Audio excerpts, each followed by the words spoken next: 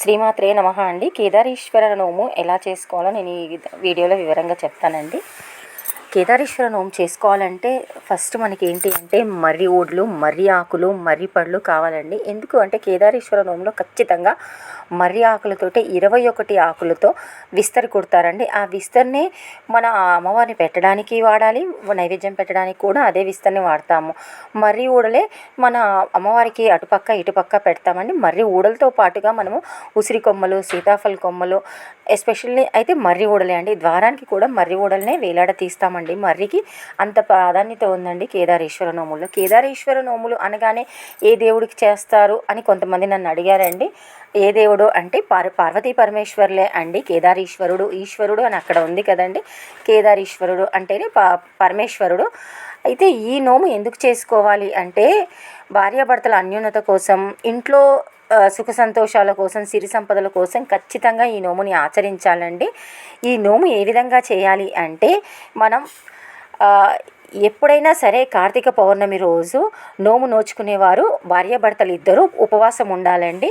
సాయంత్రం నక్షత్ర దర్శనం అయిన తర్వాత మాత్రమే ఉపవాసం వదలాలి. అది కూడా పూజ పూర్తి చేసుకున్న తర్వాత కేదారేశ్వరునికి పెట్టిన ఏదైతే నైవేద్యం ఉంటుందో దానితోటే భార్యాభర్తలు ఇద్దరు ఉపవాసం వదలాలండి.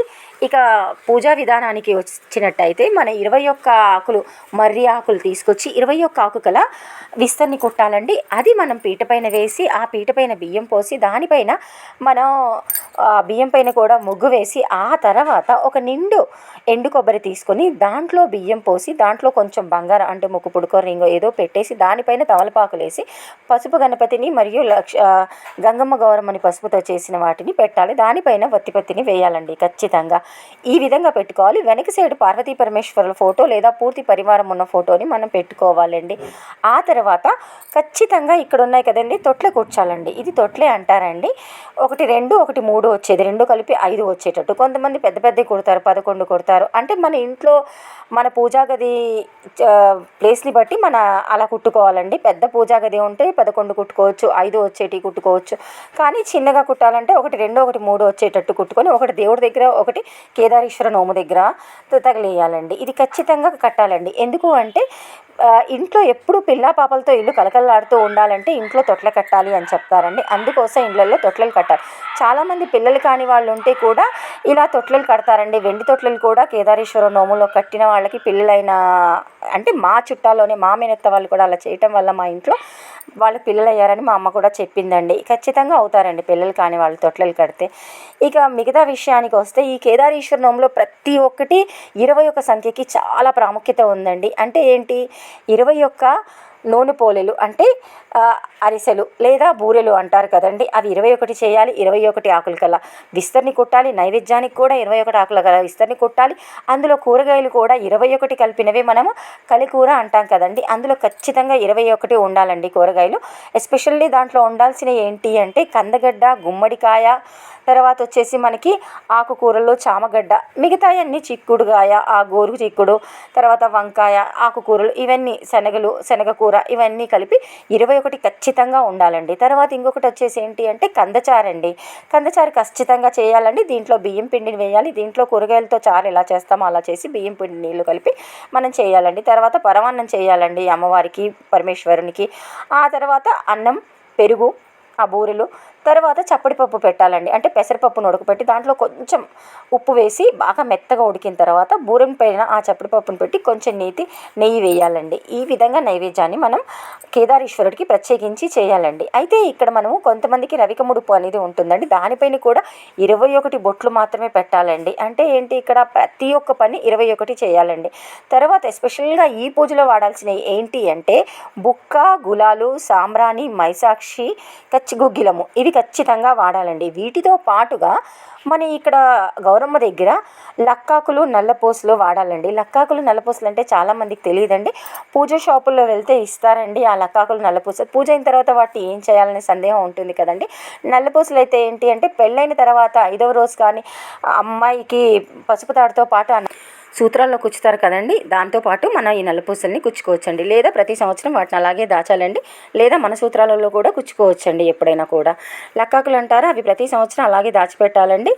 ఇంకొకటి ఏంటి అంటే కేదారేశ్వర నోముల్లో దండ ఉంటుందండి. ప్రతి సంవత్సరం ఒక కొత్త దండ తెచ్చుకొని దాంట్లో యాడ్ చేసుకోవాలండి. ఆ దండలో కొంచెం ఖచ్చితంగా ఎక్కడో ఒక చోట కొంచెమైనా సరే బంగారం ఉంటుందండి.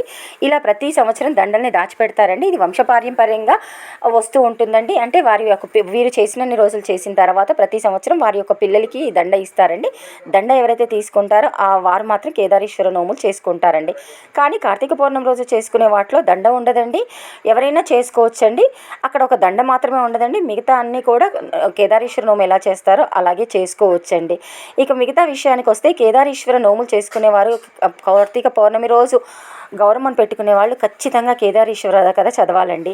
పూజా స్టోర్లో వెళ్ళి కేదారేశ్వర వ్రత కథ బుక్ అంటే ఇస్తారండి. 10 రూపీస్ 15 రూపీస్ ఉంటుంది. ఆ కథ మొత్తం చదువుకోవాలండి. దాంతోపాటుగా దీంట్లో ఏంటి అంటే మంగళహారతులు ఉంటాయండి. ఈ మంగళహారతులు కూడా పాడాలండి. రాత్రికి అమ్మవారికి జోలపాట కూడా పాడాలండి. తర్వాత మార్నింగ్ ఉదయం లేపే పాట పాడాలండి. ఆ తర్వాత అమ్మవారికి సాగనంపే పాట కూడా పాడాలండి. నెక్స్ట్ వీడియోస్తో నేను పెడతాను ఆ వీడియో వాళ్ళండి. ఈ విధంగా మనం కేదారేశ్వర నోము కానీ కార్తీక పౌర్ణమి రోజు గౌరమ్మను కానీ పెట్టుకొని పూజిస్తే మన ఇంట్లో అష్టైశ్వర్యాలకు కానీ ఆ తర్వాత ధనానికి కానీ ధాన్యానికి కానీ ఎటువంటి లోటు ఉండదండి.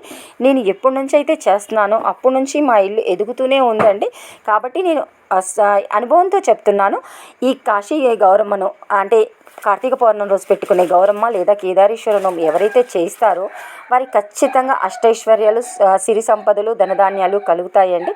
కాబట్టి ప్రతి ఒక్కరూ భార్యాభర్తలు అన్యోన్యంగా ప్రేమతో ఉండాలి. పిల్లలు ఇంట్లో తిరుగుతూ ఉండాలి.